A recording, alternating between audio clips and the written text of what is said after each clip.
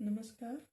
आपके अपने YouTube channel Manan academy of mathematics पर आपका एक बार फिर से स्वागत है। फटाफट की सीरीज में हम आज करने वाले हैं कॉम्प्लेक्स नंबर। कॉम्प्लेक्स नंबर का टॉपिक सिलेबस में थोड़ा सा गिवन है, उसी के अकॉर्डिंग देखते हैं। कुछ और एक्स्ट्रा अगर जरूरत पड़ती है तो मैं आपको बता दूंगी। क्लियर है? तो सबसे पहले ये दे रखा है कि कॉम्प्लेक्स नंबर की जरूरत हमें क्यों पड़ी और किस टाइप से कॉम्प्लेक्स का हमने विस्तार किया, क्या सोल्व करने के लिए हमें कॉम्प्लेक्स की जरूरत पड़ी थी। तो सबसे पहले मैं आपको बता दूं कि अपने पास नॉर्मल क्वाड्रेटिक इक्वेशन होती थी, उनको हम सॉल्व करते थे। जैसे कि अपने पास दे रखा है x square minus one is equal to 0, तो इसको हम आराम से सॉल्व कर लेते थे। X square is equal to under root 1 आया, जिसको हमने प्लस माइनस 1 लिखा। ठीक है, तो जहां पे परफेक्ट स्क्वायर बनता है हम स्क्वायर निकाल सकते थे। नॉर्मल अगर अपने पास यहाँ पे कोई पॉजिटिव नंबर होता है तो उसका हम स्क्वायर निकाल देते हैं और स्क्वायर रूट निकाल के और हम वैल्यू निकाल लेते हैं। अगर इसी टाइप से अपने पास क्वाड्रेटिक में अगर ये आ जाता है कि x square plus one is equal to 0, जब हम इसको सॉल्व करें तो x square is equal to -1 आता है। अगर हम -1 का अंडर रूट करते हैं तो हमें इसकी वैल्यू नहीं पता थी, हमें यहाँ पे नहीं पता कि इसको हम कैसे सॉल्व करें। तो इसके लिए ही आयलर ने अपना एक फार्मूला दिया। इसको आयलर ने क्या बोला, अंडर रूट -1 को आयोटा बताया।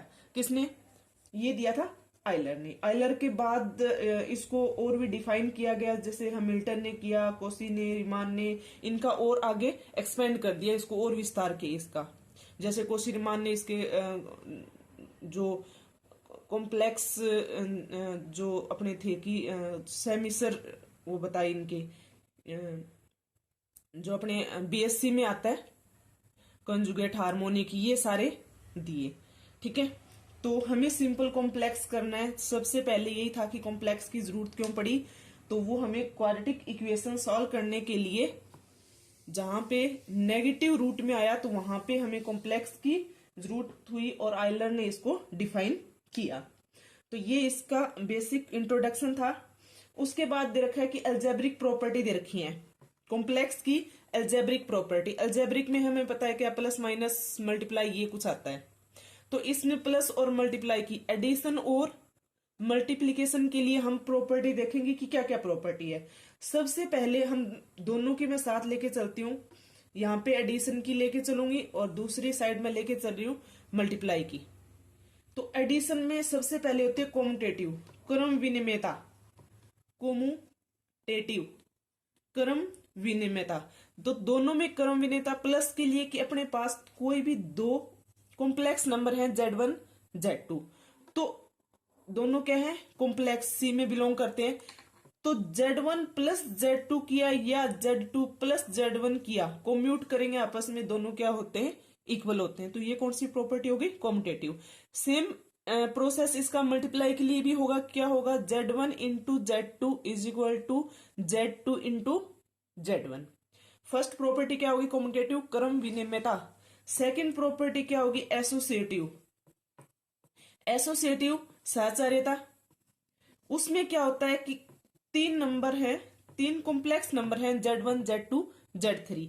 तो क्या होगा, पहले Z1 Z2 को प्लस करें, उसमें Z3 प्लस करें, या फिर Z2 और Z3 को प्लस किया और उसमें क्या प्लस किया, फिर Z1 प्लस किया, तो वो दोनों क्या होंगे, इक्वल होंगे। ये दोनों क्वांटिटी क्या होंगी, इक्वल। सेम प्रोसेस किस में होता है, मल्टीप्लाई में। Z1 Z2 को मल्टीप्लाई किया, Z3 किसके इक्वल होगा, Z2 और Z3 की मल्टीप्लाई के बाद Z1 से मल्टीप्लाई करना। तो ये अपने पास एसोसिएटिव थी, सहचार्यता। नेक्स्ट आती है तत्समक। तत्समक में क्या होगा, आइडेंटिटी, कि कोई भी कॉम्प्लेक्स नंबर Z है, कोई भी कॉम्प्लेक्स नंबर Z C में बिलोंग करता है, कॉम्प्लेक्स में बिलोंग करता है, तो इस नंबर में क्या ऐड करें कि आगे हमें सेम ये नंबर मिल जाए, तो वो उसकी क्या होती है, आइडेंटिटी। तो कॉम्प्लेक्स नंबर की आइडेंटिटी क्या होगी, जीरो होगी। हम कॉम्प्लेक्स नंबर जैसे लिखते हैं ना, स्टार्टिंग में मैंने नहीं बताया, आपको पता ही है कि x प्लस आइटा वाई लिखते हैं इसको, या फिर इसको x और y भी लिख सकते हैं, ऐसे ऑर्डर्ड पेयर में लिख सकते हैं x y। तो हमें पता है कि क्या ये x प्लस आइटा वाई है। तो कोई भी कॉम्प्लेक्स नंबर है तो x और y में, तो यहां पे अपने पास इसकी तो लिखें तो जीरो प्लस जीरो आइटा लिखें, या फिर जीरो जीरो इसकी क्या होती है, आइडेंटिटी होती है। मल्टीप्लाई में लेंगे तो क्या आएगी, Z1 की किसके साथ मल्टीप्लाई करें कि हमें वापस क्या मिले, Z1 ही मिले। तो किसके साथ, 1 के साथ।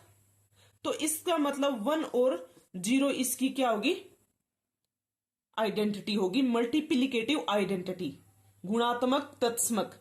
ठीक है, आप ये सोचते होंगे कि 1 0 लिया, 0 1 क्यों नहीं लिया। तो उसमें अगर 0 1 लेते हैं ना तो वो क्या बनेगा, इसका मतलब क्या है, 0 प्लस आइटा वाई होता है, यानी कि आइटा वाई आ गया अपने पास, और सॉरी आइटा 1, वाई की जगह तो 1 ले रहे हैं, तो ये तो आइटा 1 हो गया।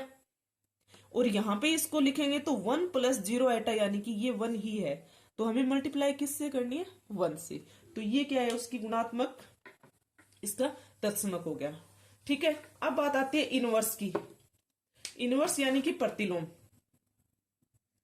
इनवर्स प्रतिलोम, प्रतिलोम में क्या होता है कि उल्टा, रिवर्स उसका, कि कोई भी नंबर z है उसकी किसके साथ मल्टीप्लाई करें तो हमें आइडेंटिटी मिलनी चाहिए आगे रिजल्ट में। तो अगर प्लस की एडिटिव आइडेंटिटी देखें तो क्या थी अपने पास, 0 प्लस 0 आएगा। तो किसके साथ मल्टीप्लाई करूं मैं इसकी, तो 0 आएगा, तो यानी कि 0 के साथ, सॉरी प्लस करना है मुझे, मल्टीप्लाई नहीं करनी। किसके साथ करूं, एडिटिव आइडेंटिटी ले रहे ना यहाँ पे, तो किस में, z में क्या प्लस करूं कि मुझे 0 प्लस 0 आइटम मिले, तो क्या होगा, माइनस z। अगर z अपने पास a प्लस आइटा b है तो इसका प्रतिलोम निकालें, इनवर्स निकालें, तो क्या होगा, minus a minus iota b। दोनों को प्लस करेंगे तो क्या आएगा, 0 0 ही आएगा।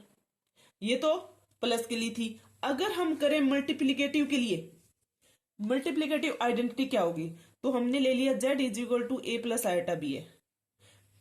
इसकी आइडेंटिटी क्या थी, 1 प्लस 0 आइटा, यानी कि 1। तो मैं इस z की किसके साथ मल्टीप्लाई करूंगी, यानी कि a प्लस आइटा b की किसके साथ मल्टीप्लाई करूं कि मुझे 1 मिले, यानी कि 1 upon a plus iota b से। तो ये इसका क्या है, इनवर्स। बट इसको इस फॉर्म में नहीं लिखते हम, जो भी कॉम्प्लेक्स नंबर होता है ना उसको एक सिंपल फॉर्म में लिखते हैं। सिंपल फॉर्म में का मतलब क्या है कि a और b, यानी कि जो रियल नंबर है और इमेजिनरी नंबर है उनको हम सेपरेट कर सकें, तो वो अपने पास इनकी सिंपल फॉर्म होती है।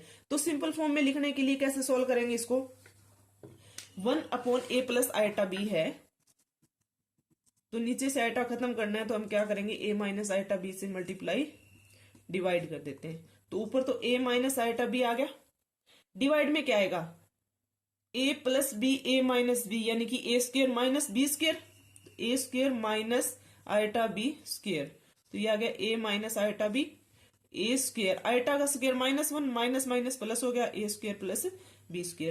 तो ये अपने पास इसकी अगर इनवर्स ले, अलग अलग करें सेपरेट रियल और इमेजिनरी को, तो क्या आएगा, A upon A square plus B square minus iota B upon A square plus B square.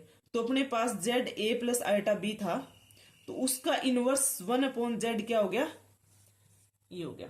तो कोई भी नंबर हो सकता है कि आपसे पूछ लिया जाए, जेड दे देगा किसी भी एग्जाम्पल की फॉर्म में आपको, और उससे आपसे क्या पूछ सकता है वो कि इसका इनवर्स क्या होगा। तो सबसे पहले उसका इनवर्स निकालने के लिए आपको उसकी आइडेंटिटी पता होनी चाहिए, आइडेंटिटी के बाद हम उसका इनवर्स निकालते हैं। क्लियर है, तो ये थी अपने पास इसकी प्रॉपर्टी। क्लियर है, तो यही दे रखा था, अलजेब्रिक प्रॉपर्टी दे रखी थी, वो हमने कर लिए। और नेक्स्ट आगे दे रखा है आर्गन प्लेन। आर्गन प्लेन क्या होता है, जैसे हम वास्तविक संख्याएं हैं उनको एक ऐसे प्लेन में एक्स वाई में रिप्रेजेंट करते हैं, तो यहां पे भी क्या होगा, कॉम्प्लेक्स का भी क्या हो जाता है, कॉम्प्लेक्स प्लेन होता है। रियल के लिए हुआ तो रियल प्लेन होगा, यहाँ पे कॉम्प्लेक्स को हम रिप्रेजेंट कर रहे हैं ग्राफ में, तो क्या होगा, वो कॉम्प्लेक्स प्लेन होगा, या जिसको आर्गन प्लेन भी बोलते हैं। तो क्या हुआ, ये एक्स एक्सिस होता है, ये वाई एक्सिस होता है। एक्स एक्सिस को हम रियल एक्सिस बोलते हैं, रियल एक्सिस, और वाई एक्सिस होता है उसको हम बोलते हैं इमेजिनरी एक्सिस।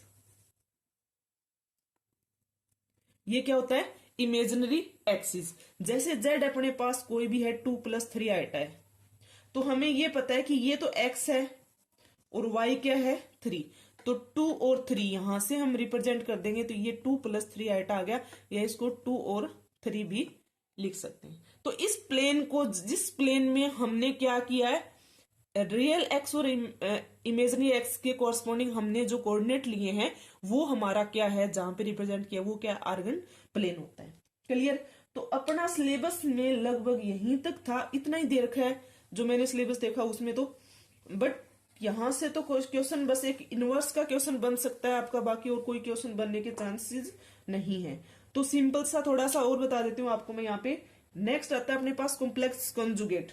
कॉन्जुगेट क्या होता है, सेमिसर संयुग्मी, कि अपने पास कोई भी एक कॉम्प्लेक्स नंबर है a+i, तो इसका कॉम्प्लेक्स कंजुगेट, ये अगर जेड है तो उसको जेड बार से डिनोट करते हैं। तो जेड बार क्या होता है, आयोटा के साथ जो साइन होता है उसको हम चेंज करते हैं, प्लस है तो माइनस, माइनस है तो प्लस, तो यहां पे ये क्या हो जाएगा, a-i क्लियर है। तो ये क्या होता है, कॉम्प्लेक्स कॉन्जुगेट। अगर आपको फॉर्म दे रखी है 1 ऐसे दे रखा है 3+2 आइटा, और इसका निकालना है, तो पहले इसको सिंपल फॉर्म में करेंगे, उसके बाद इसमें निकाल लेंगे। बाकी इसकी प्रॉपर्टी भी होती है कि जेड का है 1/z है, तो 1 जैसे ये जेड बार है, Z/Z1/Z2, और इसका कॉम्प्लेक्स कॉन्जुगेट लेना है तो अलग अलग भी ले सकते हैं यहाँ पर। ये प्रॉपर्टी बहुत हो जाती है इसमें, सारा कुछ इतना नहीं हो पाता, लंबा हो जाएगा वीडियो। तो कॉम्प्लेक्स कॉन्जुगेट निकालना आएगा, अगर आपने कर रखा है अच्छे से तो निकाल सकते हो, कोई ज्यादा मुश्किल नहीं बनता है। नेक्स्ट आता है मॉडुलस। मॉडुलस क्या होता है कि कोई भी मापांक, जिसको बोलते हैं मापांक, कि कोई भी जेड है a+i, तो इसका मॉडुलस निकालते हैं, जिसको मोड जेड से लिखते हैं। वो क्या होता है, रियल का स्क्वायर प्लस इमेजिनरी का स्क्वायर, तो a² + b²। रियल पार्ट का, ये रियल पार्ट है, ये इसका इमेजिनरी पार्ट है, तो रियल का स्क्वायर प्लस इमेजिनरी पार्ट का स्क्वायर, वो क्या होता है अपने पास, इसका मॉडुलस होता है।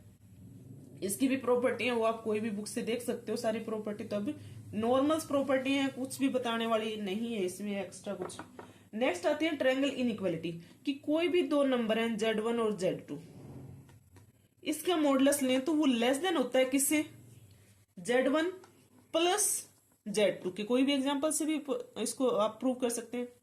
अगर Z1 - Z2 है तो वो भी लेस देन होगा किससे, Z1 + Z2 से। अगर Z1 + Z2 है और हम नेगेटिव साइन लें, यहाँ पे Z1 - Z2 करें, तो हमें पता है ये नॉर्मल है, वो क्या होगा, ग्रेटर देन होगा। ये मॉडल मैंने इसलिए लगाया कि मुझे Z1 Z2 का पता नहीं है कौन सा बड़ा है कौन सा छोटा है, तो इसलिए मैंने मोड करके इसको ओवरऑल पॉजिटिव कर दिया है। क्लियर है। नेक्स्ट Z1 - Z2 भी ग्रेटर होता है सेम क्वांटिटी से, ये इससे। क्लियर है। तो ये 4 ट्रायंगल इनइक्वालिटी है। डायरेक्ट रिजल्ट भी पूछ लेता है पीजीटी में, नहीं तो टीजीटी में तो पूछा ही जा सकता है, कोई नॉर्मल सी चीज है, ये आ सकती है। क्लियर है। नेक्स्ट आता है कोणांक निकालना। कोई भी कॉम्प्लेक्स नंबर गिवन है z = x + i, तो उसका कोणांक निकालना है या उसका आर्ग्यूमेंट निकालना है, एम्पलीट्यूड निकालना है। तो वो कैसे निकालते हैं, वो हम निकालते हैं, थीटा लेते हैं, थीटा = tan इनवर्स y/x होता है। हम मोड लेके चलेंगे, दोनों का पॉजिटिव लेंगे, y/x। अब कैसे निकालना है वो देखो, आपने क्या किया, tan इनवर्स y/x तो निकाल दिया, बट यहाँ पे इफेक्ट पड़ेगा कि ये कौन से क्वाड्रेंट में है। ये क्वाड्रेंट जब हम लेते हैं तो ये पॉजिटिव का होता है, यहाँ पे x एक्सिस भी पॉजिटिव और y एक्सिस, रियल और इमेजिनरी दोनों पॉजिटिव रहते हैं। यहाँ पे x नेगेटिव होता है, y पॉजिटिव होता है, इसमें दोनों ही नेगेटिव होते हैं, इसमें एक्स पॉजिटिव और वाई नेगेटिव। क्लियर है। जब हम थीटा निकालते हैं, इसका कोणांक निकालते हैं, तो अगर ये दोनों फर्स्ट क्वाड्रेंट में हैं तो हम क्या लेते हैं, इसको थीटा ही लेते हैं। आर्गुमेंट जो अपना होता है, आर्गुमेंट ऑफ जेड जो होगा वो किसके इक्वल होगा, थीटा के इक्वल ही होगा। अगर सेकंड क्वाड्रेंट में है तो हम क्या लेंगे, पाई माइनस थीटा। पहले थीटा निकालेंगे इस मेथड से, क्लियर है। उसके बाद क्या लेंगे, pi minus theta. Third quadrant में अगर दोनों नेगेटिव हैं तो क्या लेते हैं, minus pi minus theta. Fourth quadrant में है तो माइनस थीटा। ठीक है, मैं डिटेल से भी बता सकती थी बट यहाँ पे इतना टाइम नहीं है इसको बताने का, क्यों लिया जाता है ये। बस आप ध्यान रखना कि अगर यहाँ पे फर्स्ट क्वाड्रेंट में तो थीटा, सेकंड में तो पाई माइनस थीटा, इसमें माइनस पाई माइनस थीटा और इसमें माइनस थीटा। मैं एग्जाम्पल से बताती हूँ आपको। जैसे एक एग्जाम्पल लेके चलती हूँ मैं, z is equal to 1 plus iota 3 ले लिया मैंने, इसका मैंने थीटा निकाला तो थीटा क्या आएगा, tan inverse y upon x, यानी कि √3 अपॉन 1 किसके इक्वल होता है, ये पाई बाय 3 के इक्वल आ गया। क्लियर। ये तो फर्स्ट क्वाड्रेंट में था, दोनों पॉजिटिव है तो इसका मतलब ये थीटा का थीटा ही रहेगा, पाई बाय 3 रहेगा, कोई इफेक्ट नहीं पड़ेगा। तो इसका आर्ग्यूमेंट क्या हो जाएगा, पूर्णांक पाई बाय 3 होगा। नेक्स्ट लेते हैं हम -1 प्लस आइटा √3, -1 प्लस आइटा √3 कौन सा क्वाड्रेंट आ गया, सेकंड क्वाड्रेंट आ गया। एक्स नेगेटिव है, वाई पॉजिटिव है, तो जो थीटा है उसमें से पाई माइनस कर देंगे, यानी कि इसका आर्ग्यूमेंट जो होगा पाई माइनस पाई बाय 3, यानी कि 3 pi minus pi 2 pi by 3 हो जाएगा। क्लियर है। नेक्स्ट थर्ड लिया, थर्ड क्वाड्रेंट का लेते हैं, तो माइनस पाई माइनस, तो इसमें क्या हो जाएगा, minus into pi minus theta यानी पाई बाय 3, तो -2 पाई बाय 3 आएगा इसका आर्ग्यूमेंट या पूर्णांक। क्लियर है। फोर्थ लेते हैं कि z is equal to 1 minus iota √3, तो क्या आ जाएगा, माइनस थीटा यानी कि माइनस पाई बाय 3। तो ये इसका है, ये और ये सिर्फ साइन की वजह से सारे चेंज हो गए हैं। क्लियर है। तो एक आपको ये टेबल ध्यान रखनी है, थीटा पाई माइनस थीटा, दो याद रख लेंगे तो दोनों इनके नेगेटिव, ऊपर वाले का इसका नेगेटिव, ये इसका नेगेटिव। क्लियर। तो ये अपने पास था इसका आर्ग्यूमेंट। अब बात आती है पोलर फॉर्म की। पोलर फॉर्म क्या होती है कॉम्प्लेक्स में, कि जैसे हम कार्टेशियन और पोलर फॉर्म करते हैं ना अपने नॉर्मल प्लेन में, तो वो यहाँ पे क्या होगा, z is equal to x y, तो पोलर फॉर्म होती है, सॉरी कार्टेशियन फॉर्म होती है इसकी। और पोलर फॉर्म लेते हैं तो z इज इक्वल टू क्या होता है, r और थीटा। जो फॉर्म r थीटा में होती है वो क्या होगी, इसकी पोलर फॉर्म होगी। क्लियर है। तो r क्या निकलता है, r कैसे होता है, जैसे ये ना इस टाइप से होता है, ये x एक्सिस होता है, ये y एक्सिस होता है। x को हम r कोस थीटा लेते हैं, y को r साइन थीटा लेते हैं। तो यहां से हम एंगल जब निकालते हैं तो थीटा तो क्या हो जाएगा, इस थीटा कैसे निकलेगा, क्या होगा अपने पास, दिस अपॉन दिस। ये r कोस थीटा होता है, ये r साइन थीटा होता है। ठीक है। तो ये r निकालना, तो ये क्या हो गया, कर्ण हो गया। तो कर्ण तो r, तो इनसे इनका स्क्वायर करके पाइथागोरस थ्योरम लगा लेंगे। और थीटा किससे निकालेंगे, वही एंगल वाला लगा के, लंब बटे कर्ण जो भी होता है, लंब बटे आधार। क्लियर है। तो थीटा तो क्या आ जाएगा, tan inverse y upon x होगा, और क्या आ जाएगा अपने पास, r आ जाएगा x square plus y square का अंडर रूट। ये थीटा होता है और ये क्या होगा, r होगा, r और थीटा।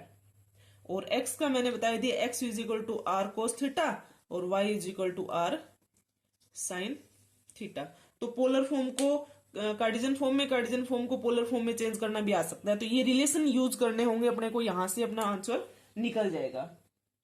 क्लियर है। एक इसमें रिजल्ट है जो पीछे सेकंड ग्रेड में पूछा गया था, वो बता देती हूँ मैं आपको। z1 is equal to r1 theta 1 है, z2 is equal to r2 theta 2 है, अपॉन चलता जा रहा है zn तक दे रखे rn थीटा n। तो हमें इनकी मल्टीप्लाई अगर करनी होती है, z1 z2 इंटू zn तक करना है, तो किसके इक्वल होता है? R1 into R2 RN into theta की जो वैल्यू है वो सारी क्या हो जाती है? प्लस हो जाती है अप टू थीटा n। ये ध्यान रखना है आपको। क्लियर है? सेकंड, अगर इनको मुझे डिवाइड करना है कि Z1 अपॉन Z2 करना है तो क्या होगा? R1 अपॉन R2 होगा और θ1 माइनस θ2 हो जाएगा। क्लियर है? तो ये दो रिजल्ट हैं जिनको आप याद रख सकते हो। दूसरा, अभी अपन ने कोणांक निकाला था, तो जैसे कोई z है x प्लस आइटा वाई, इसका कोणांक कोई थीटा है। क्लियर है? इसका कोणांक क्या है? थीटा। अगर मैं इसको आइटा से मल्टीप्लाई कर दूं, अगर इसको आइटा से मल्टीप्लाई कर दूं तो इसका कोणांक है वो π/2 बढ़ जाता है, यानी कि थीटा प्लस π/2 हो जाएगा कोणांक इसका। क्लियर है? इसका कोणांक क्या था? थीटा था, और इसको मैंने आइटा से मल्टीप्लाई किया तो इसका कोणांक है वो π/2 बढ़ जाएगा। अगर माइनस आइटा से करती हूं तो π/2 घट जाएगा, कम हो जाएगा π/2। क्लियर है? ये दो रिजल्ट भी आप याद रख सकते हो।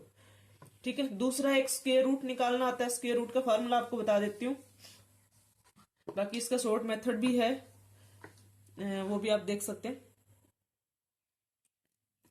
जैसे कोई भी x is equal to z is equal to a plus x plus iota y है, और इसका हमें स्क्वायर रूट निकालना है, रूट z निकालना है कि root x plus iota y की वैल्यू निकालनी है। तो एक शॉर्ट मेथड तो आप जैसे क्या कर सकते हो, जो भी आपको ऑप्शन दे रखे हैं, जैसे a प्लस आइटा b है, तो आप क्या करेंगे, इसका स्क्वायर करेंगे, जो आपको गिवन है क्या वो आ रहा है क्या, तो ये तो डायरेक्ट अगर फार्मूला याद नहीं है तो कर सकते हो आप। चार ऑप्शन गिवन होंगे, ऑप्शन में हमने क्या किया, उसका स्क्वायर, जैसे मैं ये स्क्वायर रूट है, स्क्वायर रूट की ये वैल्यू आनी चाहिए, तो मैं क्या कर दूंगी, दोनों तरफ स्क्वायर कर दूंगी, तो इसका स्क्वायर करूं तो मुझे क्या मिलना चाहिए, x प्लस आइटा वाई मिलना चाहिए। तो ये तो अगर जब आपको फार्मूला याद नहीं है तो कर सकते हैं आप, बट फार्मूला भी ज्यादा मुश्किल नहीं है, आराम से कर सकते हो।